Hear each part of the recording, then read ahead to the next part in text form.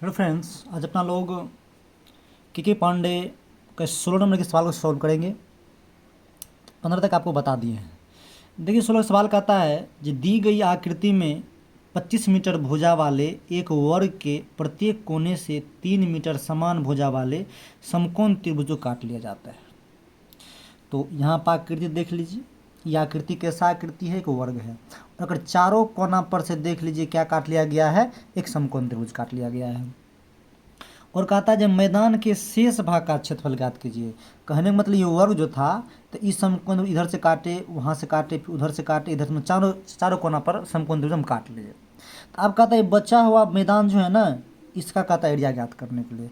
तो सबसे सिंपल तरीका देख लीजिए, जो वर्ग का क्षेत्रफल हम लोग ज्ञात कर लेते हैं।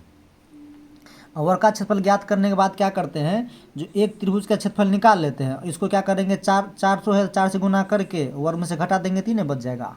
समझे। तो चलिए करते हैं।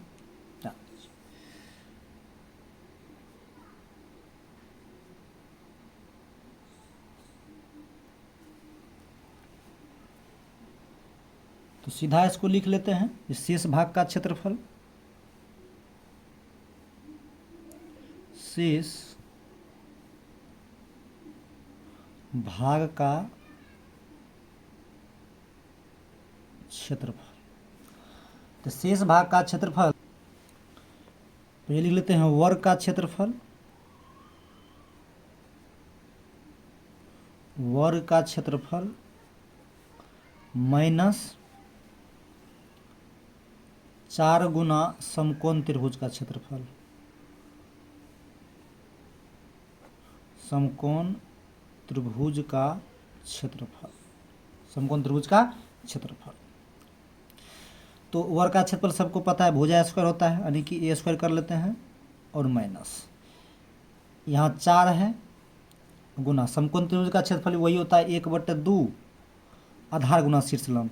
तो देखिए आधार भी इसका कितना है, 3 है, और शीर्षलंब भी ऊंचाई कितना है, 3 है। यहाँ लेते हैं 3 गुना 3 लिख लेते हैं, समझ गए ना। तो इसको 2 से काटेंगे तो यह 2 दूनी 4 हो जाएगा।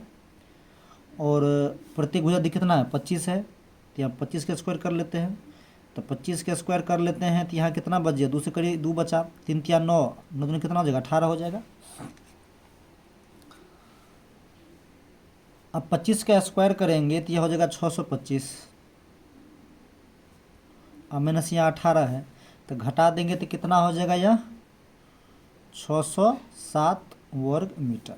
ये इसका आंसर हो जाएगा, मतलब ये शेष भाग था, इसका आंसर हो गया। समझ गया ना। चलिए आपको संतुष्टि के लिए हम दिखा देते हैं। देख लीजिए यहाँ पर 16 है ना, 607 वर्ग सेंटीमीटर, और यहाँ पर वर्ग सेंटीमीटर है तो सेंटीमीटर कर लेते हैं। नहीं, सवाल में देखिए शायद यही दिया हुआ है, 25 मीटर ही दिया हुआ था आंसर में, वहाँ में स्प्रिंट होगा तो आप लोग उसे सही कर लीजिएगा। 25 मीटर है तो मीटर में आंसर देंगे। समझ गए ना। चलिए अपन लोग नेक्स्ट वाला बनाते हैं। समझ गए ना।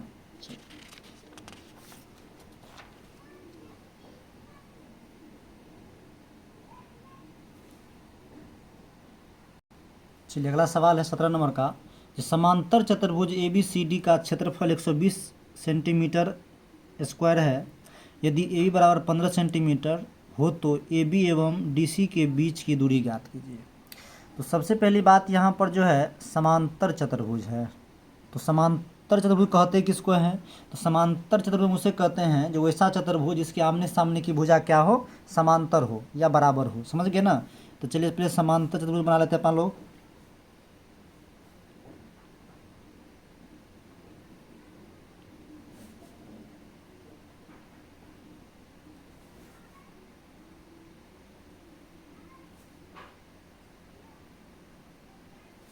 चलिए समांतर बना लिए, इसका नामांकन कर लेते हैं अपन लोग, A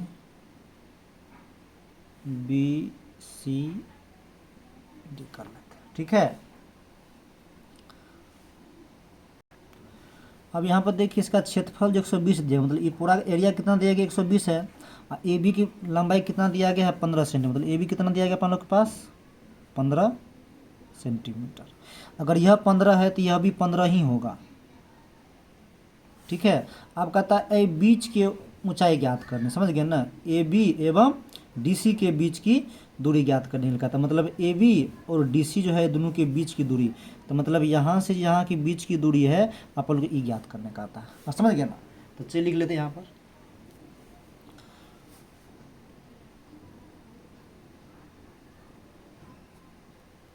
तो यहाँ जो है ABCD क्या है? ABCD एक पैरेललोग्राम है, मतलब संकेत में ऐसे लिखते हैं इसको, पैरेललोग्राम है, इसका सिंबल है। तो आप देख लीजिए यहाँ जो है अपना लोग को AB बराबर हो जाएगा CD के, तो कितना हो जाएगा? यहाँ 15 सेंटीमीटर होगा। इसका नाम अपन लोग N दे देते हैं। तो यहाँ पर जो DN होगा यही ज्ञात करने के लिए कहता है। आप समझ गए ना? तो समांतर चतुर्भुज का जो एरिया होता है वह होता है आधार गुना ऊंचाई। तो यहाँ लिख लेते हैं अपन लोग, समांतर चतुर्भुज ABCD का क्षेत्रफल, ABCD का क्षेत्रफल होता है आधार गुनी ऊंचाई, आधार गुनी ऊंचाई। तो ABCD के एरिया कहते दिया हो 120, तो यहाँ 120 लिख लेते हैं। और आधार देख लीजिए कितना है, आधार यहाँ AB ही है ना, तो AB कितना दिया है यहाँ पर देख लीजिए 15 है, तो यहाँ 15 दे देते हैं। ऊंचाई अपन लोग क्या है? DN दिया हो, ये तो निकालना है। तो आप मान के चलिए इसको काट देंगे तो यह कट जाएगा अपन लोग को 8 मर्द, समझ गए ना? 8 सेंटीमीटर, यानी कि DN कितना हो जाएगा? 8। तो यहाँ पर लोग को हो जाएगा 8 सेंटीमीटर। तो आशा करते बात आप समझ गए होंगे। इसकी ऊंचाई कितना निकल गया? 8 सेंटीमीटर। अपना बुक में भी देख लीजिए, 17 का आंसर यहाँ देख लीजिए, है ना 8 सेंटीमीटर। आशा करता बात आप समझ गए होंगे। चलिए नेक्स्ट सवाल बनाते हैं।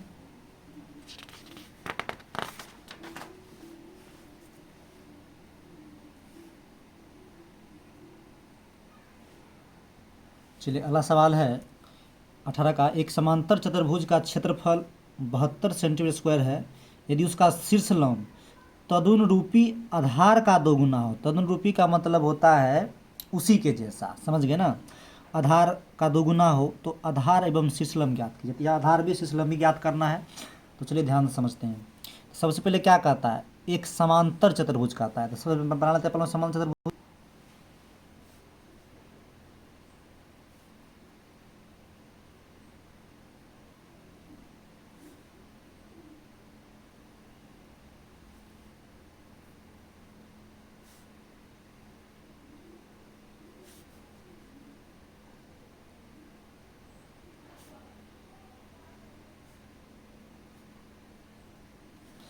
ABCD कर लिए, समझ गए ना?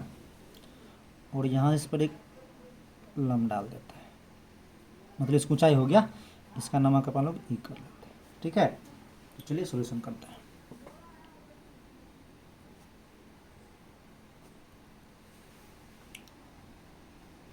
तो पहले जो सवाल में दिया हुआ है उसको अपन लोग क्या करते हैं? लिख लेते हैं।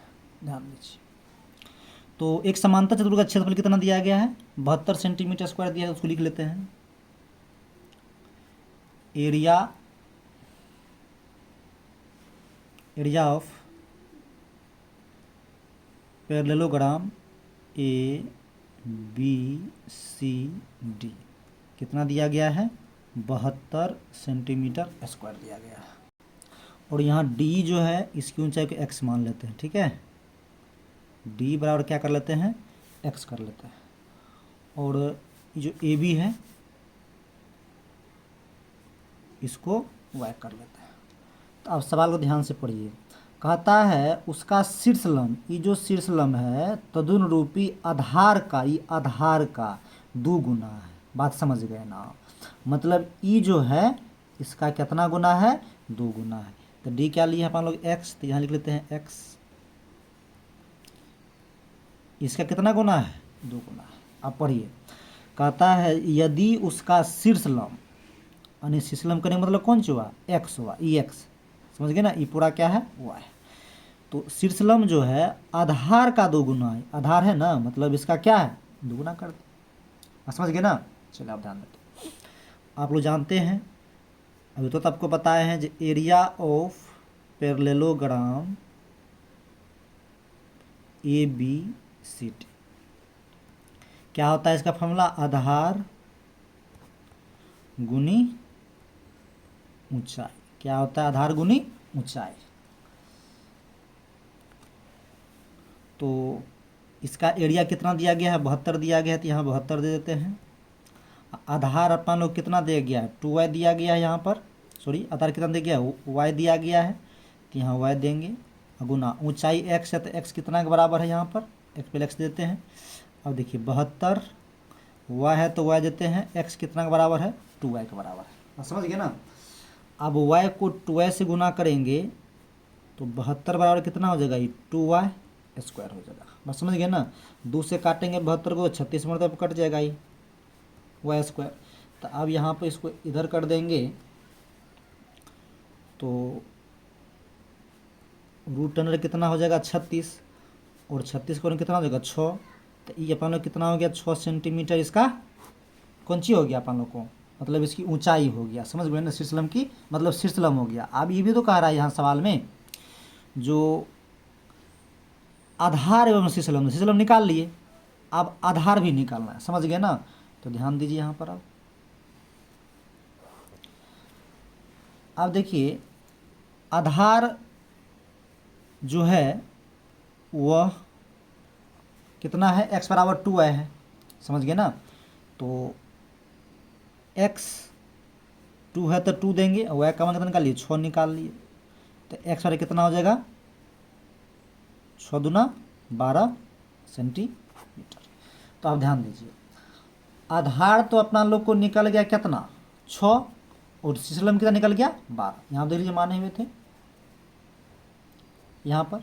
समझ गए ना। x क्या था, शीर्षलम था, कितना निकल गया यहाँ पर देख लीजिए 12 निकल गया। समझ गए ना। और शीर्षलम कितना निकल गया अपन लोग को, सॉरी शीर्षलम जो है यहाँ पर 12 है, आधार कितना निकल गया अपन लोग को 6 निकल गया। समझ गए। चलिए नेक्स्ट सवाल बनाते हैं। चलिए अगला सवाल 19 का है, जो किसी समांतर चतुर्भुज की आसन भुजा, देखिए आसन को कहते हैं एडजेसेंट साइड, आसन भुजा 331 मीटर एवं 120 मीटर है। यदि बड़ी भुजाओं के बीच की लांबिक दूरी, मतलब वही लंबत हुआ परपेंडिकुलर, लांबिक दूरी 40 मीटर है, तो छोटी भुजाओं के बीच की दूरी ज्ञात कीजिए। ठीक है। चलिए ध्यान दिए, सबसे पहले समांतर चतुर्भुज बना लेते हैं।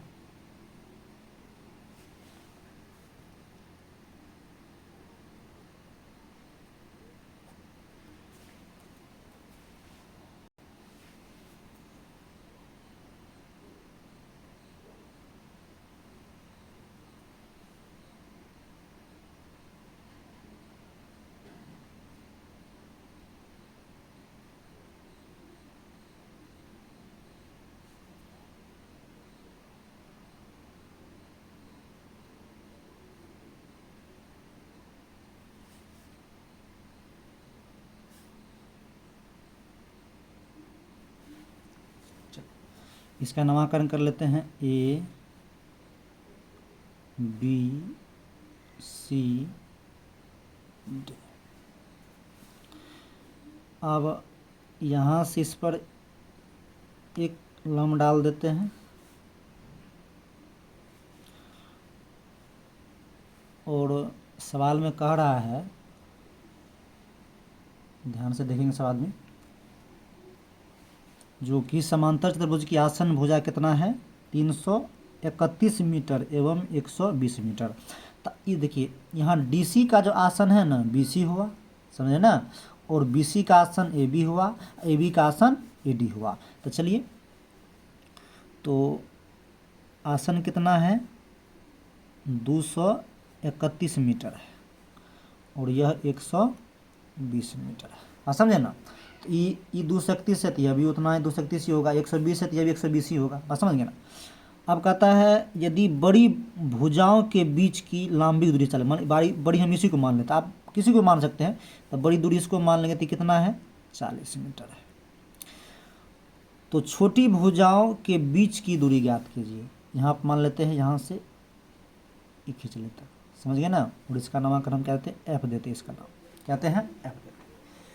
तो सब भी जानते ही हैं, जो समांतर चतुर्भुज का क्षेत्रफल होता है वह आधार गुनी क्या होता है, ऊंचाई होता है, समझ गए ना।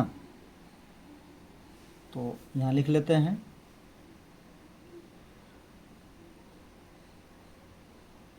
एरिया ऑफ पैरेललोग्राम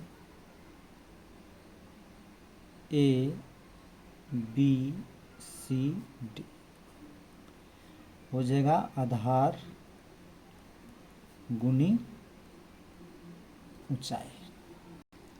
तो यहाँ आधार देख लीजिए क्या है, ए बी है, ऊंचाई डी ई, यहाँ डी ई दे देते हैं, ठीक है। डी तो आधार कितना है ए बी, ऊंचाई इसका क्या है डी। आशा करते बात आप समझ रहे होंगे।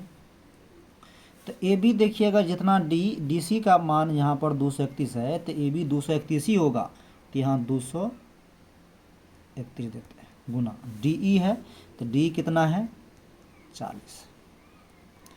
तो आप 231 को 40 से गुना कीजिएगा तो यह हो जाएगा आपको 9240 मीटर स्क्वायर। और समझ गया। एक बात तो यह हुआ, मतलब इसका एरिया पूरा एरिया पर निकाल लिए। अब फिर से इसमें काम करते हैं, ध्यान से समझिए। फिर हम लिखते हैं area of parallelogram A B C D. फिर यहाँ देते हैं आधार गुनी ऊंचाई, आधार गुनी ऊंचाई। अब की बार देखिए आधार लेते हैं बी सी को, किस लेते हैं, आधार लेते हैं बी सी को, ऊंचाई लेते हैं डी एफ को। तो आधार हम ले लेते हैं यहाँ पर बी सी को, ऊंचाई ले लेते हैं डी एफ को। एरिया तो अपन निकाल लिए हैं, कितना आया है 9240, समझ गए ना। तो बी सी का मान दे कितना 120 है, और डी एफ अपन निकालने ही का रहा है, समझ गए ना। तो एक जीरो से एक जीरो काट लीजिए, और 12 किसको काटिएगा तो 77 मरतबा पर कटेगा। तो इसलिए यहाँ जान लीजिए अपन लोग के पास आ जाएगा डी एफ बराबर 77 मीटर। आशा करते बात आप समझ गए। आपको संतुष्टि के लिए हम दिखा भी दे, 19 का देख लीजिए अपन लोग, 19 का देख लीजिए, है ना 77 मीटर। चलिए नेक्स्ट सवाल बताते हैं। चलिए अगला सवाल है 20 नंबर का, समझ गए ना कितना का है ये सवाल है 20 का। सवाल कहता है कि एक समचतुर्भुज की परिमाप, देखिए समचतुर्भुज उस चतुर्भुज को कहते हैं जिसकी चारों भुजा क्या हो, बराबर हो, समझ गए ना। तो एक समचतुर्भुज की परिमाप 25 सेंटीमीटर है। यदि इसका एक विकर्ण 32 सेंटीमीटर हो तो समचतुर्भुज का क्षेत्रफल ज्ञात कीजिए। देखिए सवाल थोड़ा लेंदी हो जाएगा, क्योंकि समचतुर्भुज का एक क्षेत्रफल होता है जो 1/2 पहला विकर्ण गुना दूसरा विकर्ण, लेकिन अपना लोग को एक ही विकर्ण यहाँ पर दिया गया है, समझ गया ना। और एक ही विकर्ण दिया गया और परिमाप दिया गया, तो परिमाप से क्या करते हैं, समचतुर्भुज की भुजा निकाल लेते हैं, और भुजा निकालने के बाद क्या करेंगे, हीरो का सूत्र का प्रयोग करके उसको बना लेंगे, समझ गए ना। तो थोड़ा लंबा होगा सवाल, ध्यान देते हैं।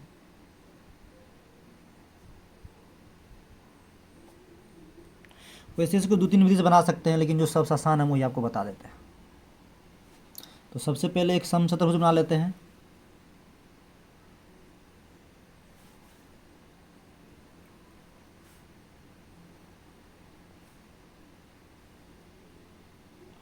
यह क्या हो गया, समचतुर्भुज। इसका नामकरण कर लेते हैं ए बी सी डी, ठीक है।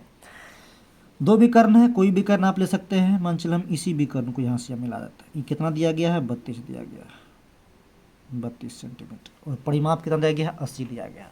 तो परिमाप से क्या करते हैं अपना लोग, समचतुर्भुज की भुजा निकाल लेते हैं। तो यहाँ लिख लेते हैं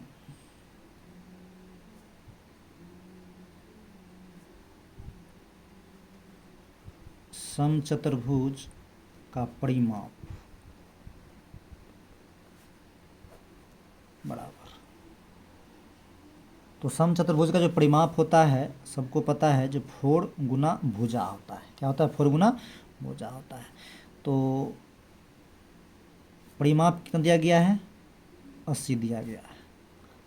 तो अब इसको काट लेंगे तो कितना आ जाएगा? भुजा 20 आ जाएगा, 20 सेंटीमीटर। कितना आ गया? 20। तब यह भी 20, यह भी 20, यह भी 20, यह भी 20 आ गया। समझ गए ना? मतलब यह भी 20 हो गया आपको, यह भी 20, यह भी 20 और यह भी 20 हो गया। तो आप देखिए यह जो विकर्ण है ये दूगो मतलब दूगो त्रिभुज में बांट रहा है। एक त्रिभुज यह हो गया, एक त्रिभुज यह हो गया। तो एक त्रिभुज के एरिया निकाल लेते हैं, उसको 2 से गुना कर देंगे तो पूरा का निकल जाएगा। तो यहाँ हम डायरेक्ट इस चीज़ को ऐसे लिख लें,